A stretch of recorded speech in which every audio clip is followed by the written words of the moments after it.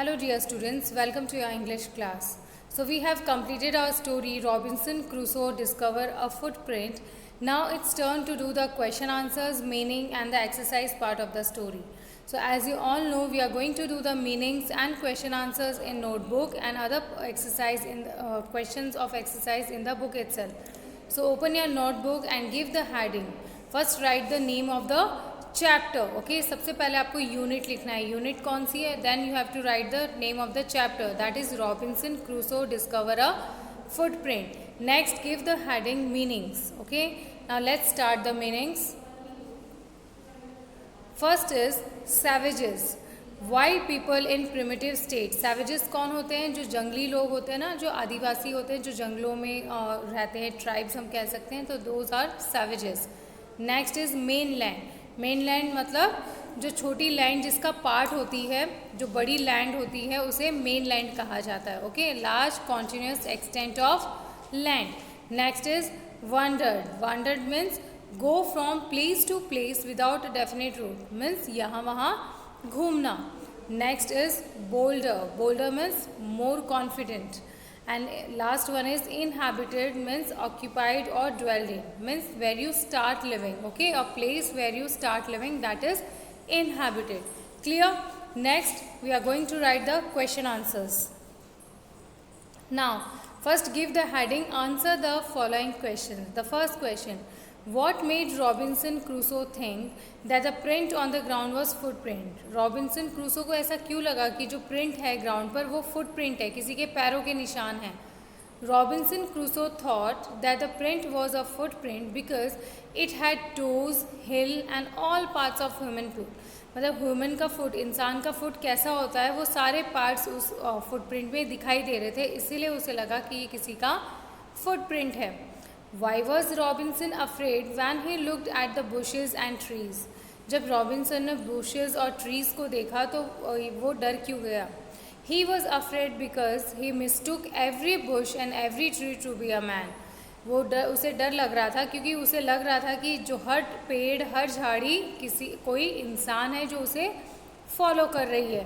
And the third question, why did Robinson pray when he saw the footprint? Robinson प्रार्थना क्यों करने लग गया जब उसने फुटप्रिंट देखी? Robinson thought it was the footprint of a savage. He was afraid that the savages would kill and eat him, so he prayed for protection. So Robinson thought it was a footprint of a savage. उसे लग रहा था कि ये जो footprint है किसी जंगली आदमी का, वन मानुस का है.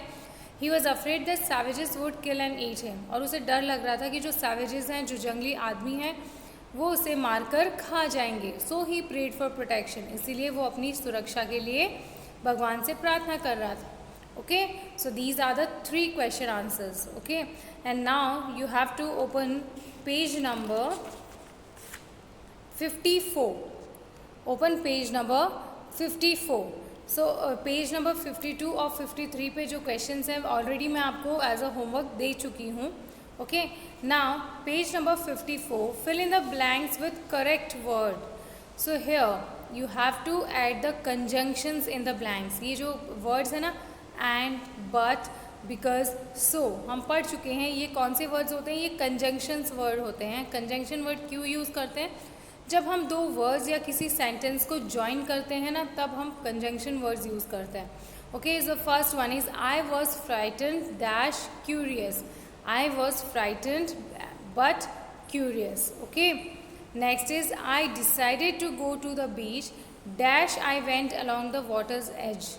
I decided to go to the beach, so I went along the water's edge. Okay, next is I ran as fast as I could dash I was frightened.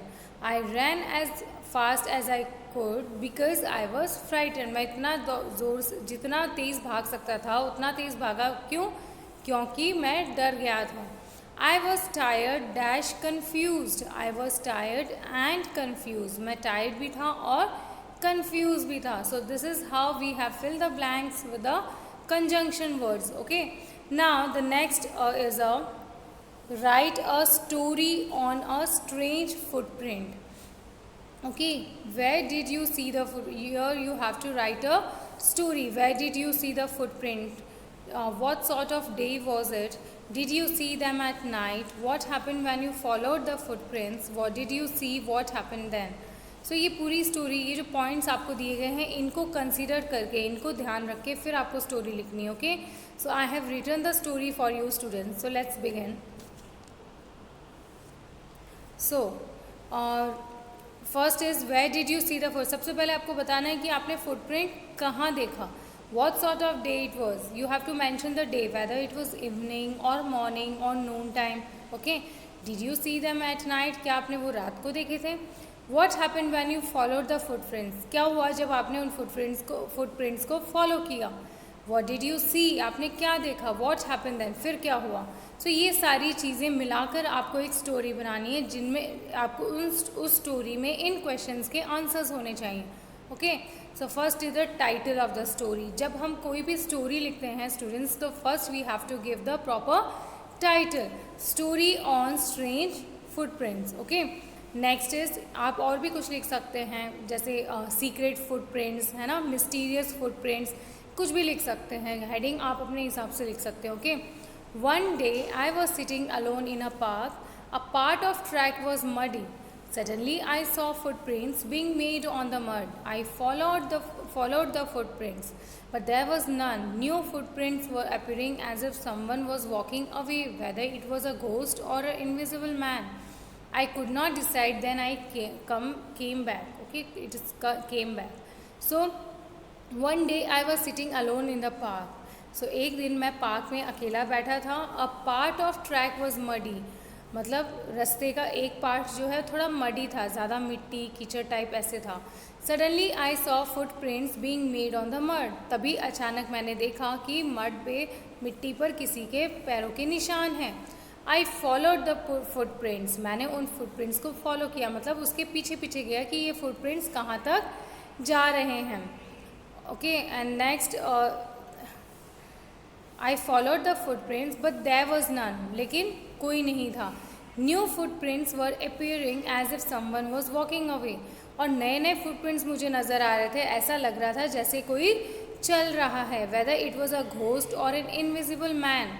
और समझ में नहीं आ रहा था घोस्ट कि क्या वो भूत था या फिर कोई इनविजिबल मैन. इनविजिबल मैन मतलब जैसे मिस्टर इंडिया मूवी आपने देखी, उसमें कैसे इनविजिबल मैन की स्टोरी है ना, तो यहाँ पर भी उसी को सोचा गया है कि क्या वो किसी भूत के पैरों के निशान थे या कोई ऐसा इंसान जो दिखाई नहीं देता. I could not decide. Then I came back. मैं कुछ डिसाइड नहीं कर पा रहा था, इसलिए मैं वापस आ गया. So that is the end of the story. Okay, so this is how you have to complete all the question. There is one more page students, page number 55. इसमें भी एक मैच द फॉलोइंग दिया गया है, वो आपको खुद करना है, अपने आप करना है. ओके, सो कुछ नहीं करना है इसमें, जस्ट आपको जो कंजंक्शन वर्ड्स हैं कॉलम ए को कंजंक्शन वर्ड्स यूज़ करके कॉलम बी से मैच करना है. Do it your self. Okay, so that's all. This right the question answer meanings in your notebook and other exercise part in your book. Okay, in the next video we are going to start on new unit 4. Okay, till then complete your work, complete all your pending work. Thank you and have a nice day.